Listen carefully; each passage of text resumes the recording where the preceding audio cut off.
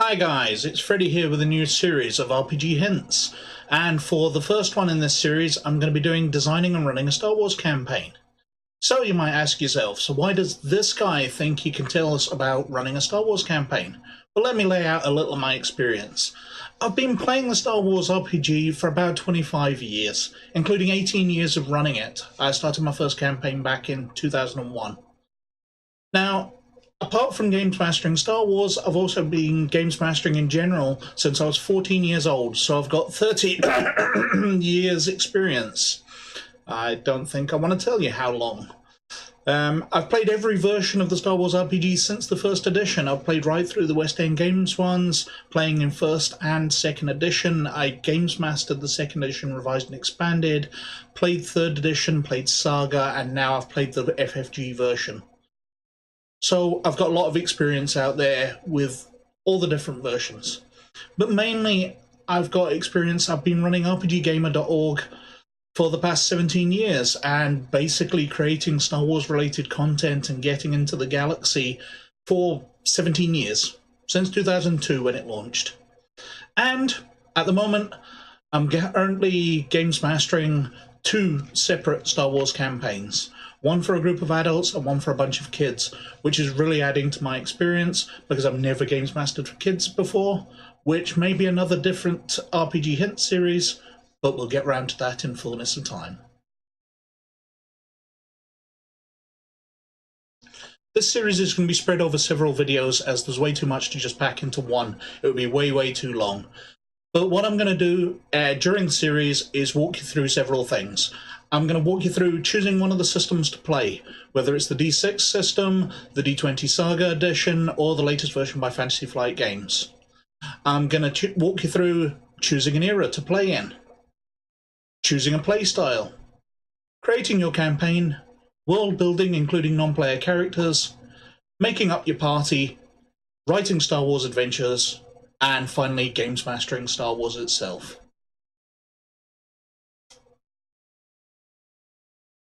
So, choosing a system. Want it easy enough to go out and get a generic role-playing game like GURPS or the like, and write your own background and all the equipment and everything for it? Or even find them online. You're going to make your life far easier if you just choose one of the 3 separate role-playing systems which have held the Star Wars name over the years. The original one by West End Games, which came out in the late 1980s and was published up until 1999. The second version by Wizards of the Coast, which is kind of a version of Dungeons and Dragons, which came out in 2001 and was available up until the 2010s. Or the latest version by Fantasy Flight Games, which is still available up to this day. To go over these in detail though, the first edition, or first and second editions, were by West End Games. This is the D6 system, and it's very fast and it's very easy. It's got the disadvantage that Jedi get a little too powerful, especially in the second edition where it gets ridiculous. Darth Vader can destroy a Star Destroyer with his lightsaber. The disadvantage as well with the system is officially it was only published up until 1999, so no prequel or after stuff have been published for it. It only really touches on the original trilogy and some of the Legends era. The stuff, obviously, which was available for that time. Recently, the first edition's been reprinted by Fantasy Flight Games, so it's easy to get. You can go out and buy that in shops now. But other than that, the system's been out of print since around the turn of the millennium.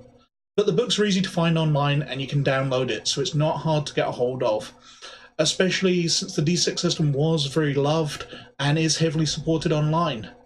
The rules themselves are really simple. Almost everything has a die code, and you just roll a number of 6-sided dice to that die code and add up the results. If it scores more than your target number or more than the opponent rolls, then you win. There's obviously some more details to that on how you take damage and the like, but it's a really simple system. It's really fast. You grab a handful of dice, you roll them, you total it up.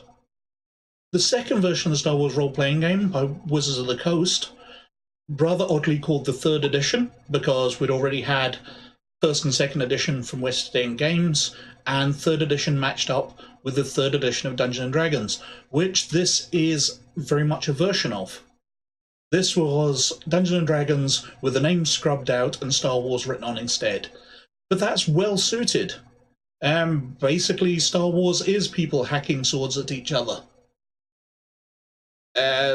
Space Knights. That's Star Wars, isn't it? So the system is very well suited to Star Wars.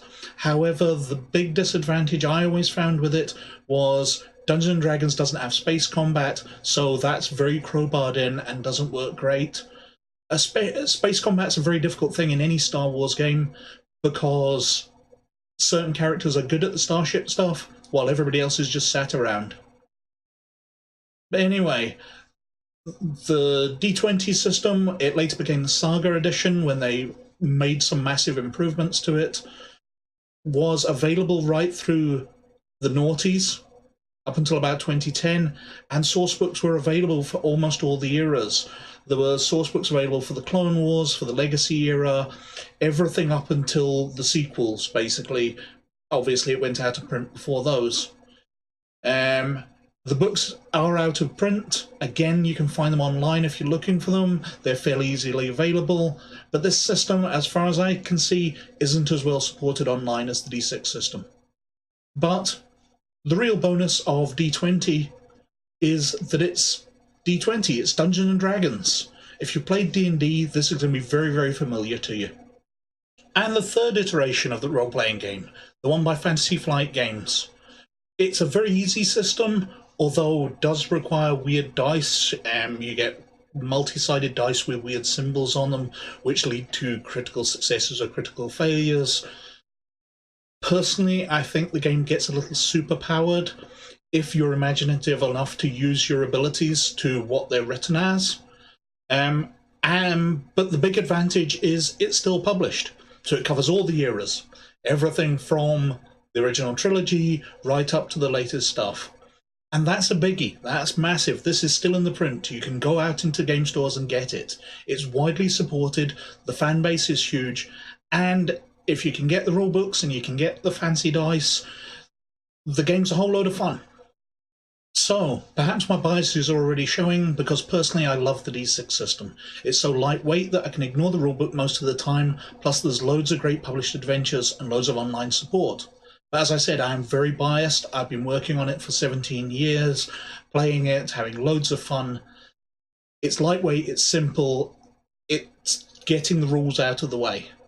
But, let's be honest, the Saga Edition's got the advantage of being D&D. Almost everybody's played D&D, it's going to be familiar to you.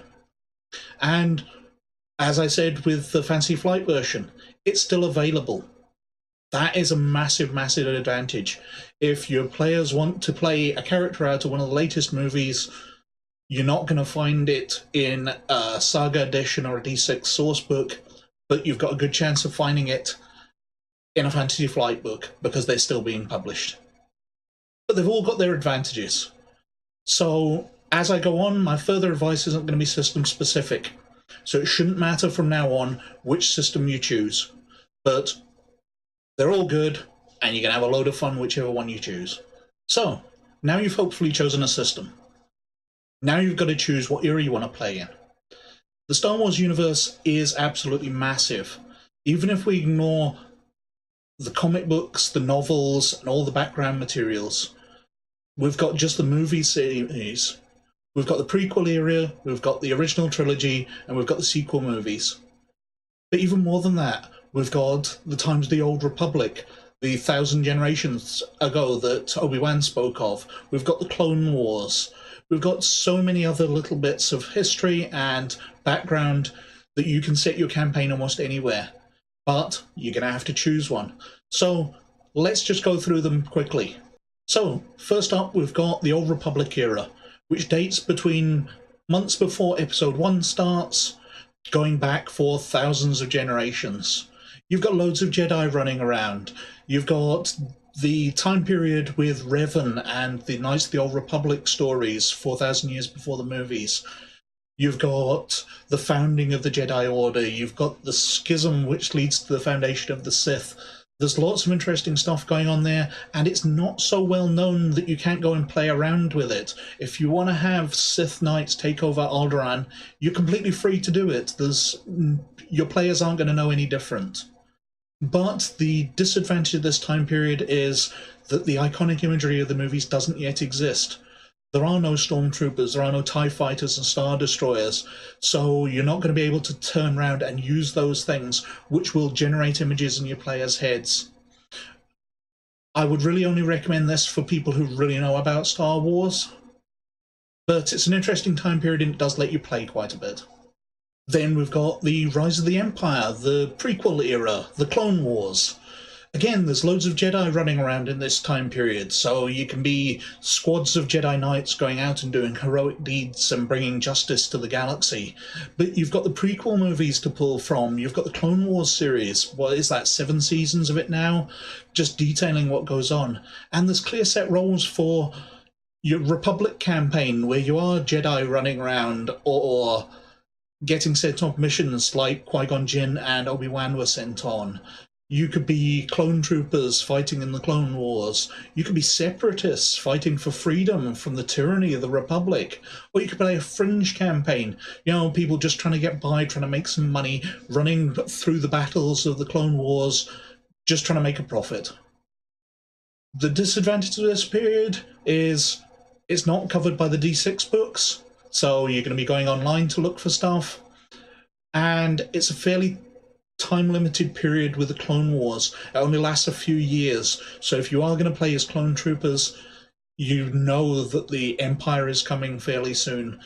The Clone Wars are going to end, and that's clearly defined. And then we've got the Rebellion period, the era of the original trilogy, the Galactic Civil War. This is the classic period that you know of. Stormtroopers and Death Stars and the Rebellion.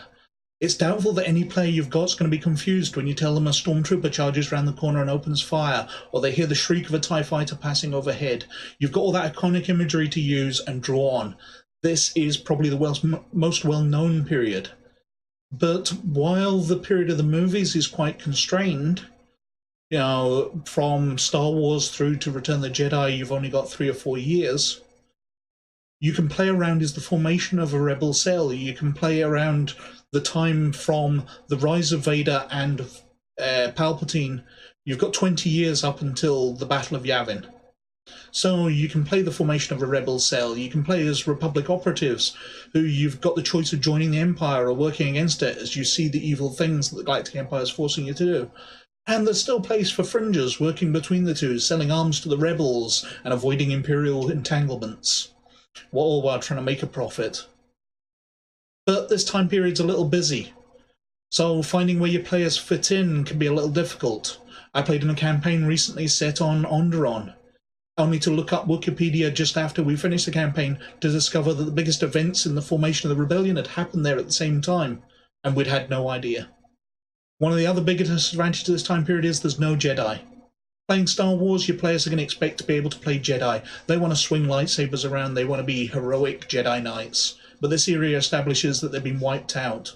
So they're either going to have to be other Force-using sects or Padawans who survived, but even that's getting very busy because we've got Kanan and Ezra in the Rebels series doing that same thing. But it's such an iconic period that I definitely wouldn't count the lack of Jedi against it. And after that, we've got the First Order era, the era of the sequels of the Resistance TV series. It's new and shiny, and there's new content being created all the time. There's a movie coming out in a few months' time. There's another season of Resistance. There's spin-offs coming out to flesh out this era.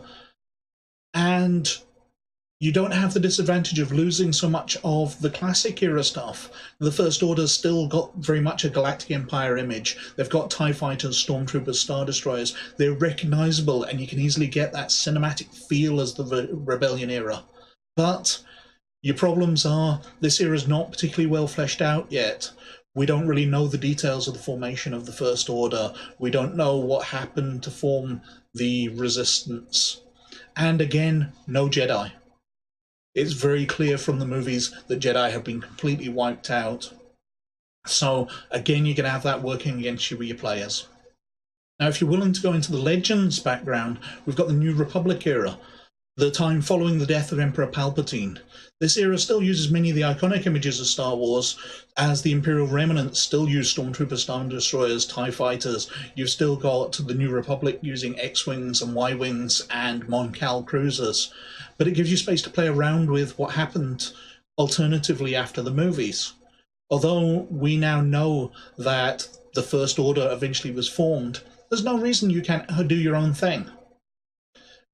Also, the gaps in knowledge about the First Order, there's nothing to say that you can't be dealing with Imperial Remnant and base your entire campaign fighting some Grand Admiral or Warlord who gets completely wiped out and has no further dealings after your heroes defeat him. But it's Legends now, and the events of the Thrawn trilogy and all of the other novels aren't canon anymore. So you really will be fighting against player knowledge as they watch the new films. And to be honest, let's be completely honest, a lot of it was silly. And hey, Suncrusher, I'm looking at you here. A starfighter-sized ship which can blow up stars. Just crazy. But if you don't want to go with Legends, there is ways of working this into the formation of the New Republic as the Empire crumbles and evacuates into the unknown regions to form the First Order. Perhaps you could have your players hampering them, trying to stop them rebuilding outside of known space and outside of New Republic support, working as a cell separate to the New Republic. Also in the Legends continuity, we've got the new Jedi Order era, set after the formation of the New Republic and after the Empire is no longer really a threat at all. But you've got the Yuuzhan Vong invasion and establishment of a new Jedi Order. It details a galactic invasion by organic technology using force-resistant beings from another galaxy. It's so over the top, it's very Star Wars. You've got world ships versus Star Destroyers and genetically altered beings versus Jedi Knights. The heroes of the movies are aging, and there's plenty of space for new heroes to emerge. But it's still Legends, and none of it's canon. So you're going to be totally conflicting against the Resistance TV series, against the new movies, if you decided to go down this path. And the last of the Legends continuity, the Legacy era. Set about 100 years after the original trilogy, a new Sith Empire has risen, headed by a Dark Jedi Tusken Raider. But this era is not terribly well fleshed out, and all of its legends now, so will totally conflict with anything that's being published elsewhere. That said, it's perfect if you wanted to create a scavenger-style campaign, with players picking over the remnants of centuries of galactic warfare and looking back, but I don't really recommend this era for playing in at all. So which of the eras do I recommend? Well, the two big ones, obviously, from the amount of time I probably spent on them, was the Clone Wars era and the Rebellion era.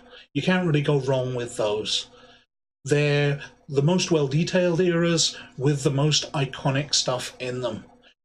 It's really easy during an adventure to go online, load up on your tablet a picture of a Separatist walker, a TIE defender, anything you want, and point at it and go, this is what you're facing. Plus, your players are going to be really familiar with it. When 20 stormtroopers come through, they're going to be able to vision the white armor, the black rifles. They're going to be able to vision a squadron of TIE fighters attacking their freighter. It's going to be really easy for you to get into the game. Whereas if you're dealing with some of the more outlandish eras, the Old Republic ones or Legends, it's going to be a bit more of a stretch to create things. And the real advantage of Star Wars is that it's so recognizable. So I would recommend one of those, definitely.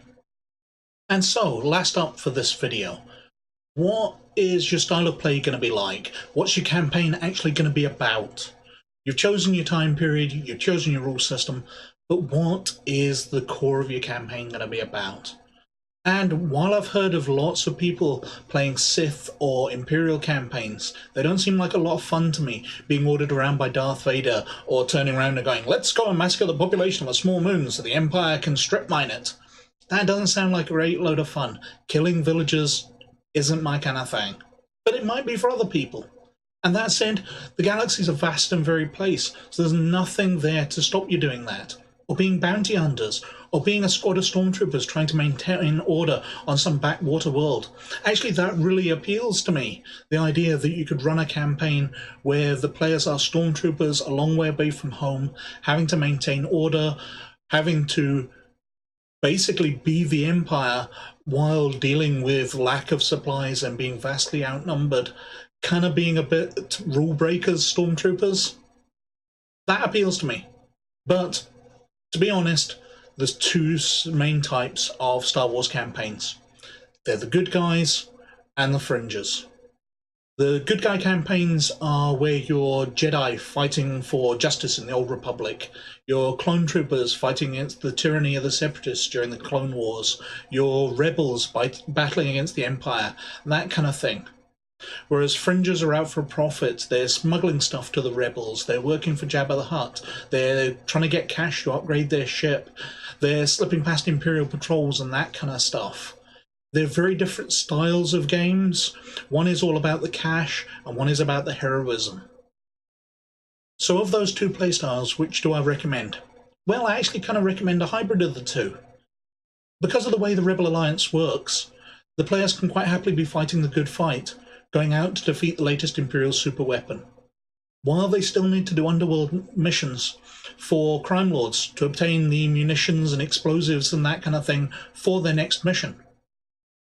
And although that doesn't quite fit as nicely into the Clone Wars, there's still plenty of opportunities as Jedi to do missions for unreputable types to complete their missions.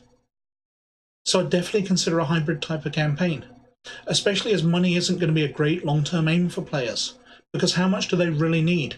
Once they've got a ship, once they've upgraded it, what's their motivation to carry on earning? If they've got everything they can buy, why do they need more? And heroes, well, fighting the good fight's great. You know, killing that Sith Lord, defeating the Inquisitors, whatever. But players want nice shiny stuff. And just finding it on slain enemies isn't going to work for them. They're going to see the nice shiny set of bounty hunter armor in one of the rule books. They're going to want a hyperdrive upgrade for their space transport. They'll need cash. So doing missions on the side while they work for the Rebels or while they work for the Jedi Order, because we never heard of them getting paid, is definitely a nice sideline to the campaign. And it'll be something a bit different to not be fighting Imperials, to be dealing with sleazy characters in underground bars. Anyway, I hope I've given you something to think about. I hope I've given you a few ideas in there, and I'd like to see you back here soon to go over creating your campaign, world building, and it's never been quite so literal a term as it is with Star Wars, and non-player characters for your campaign. Please like and subscribe if you like what I'm doing here, but most of all, you look after yourselves, and I'll catch you later. Bye.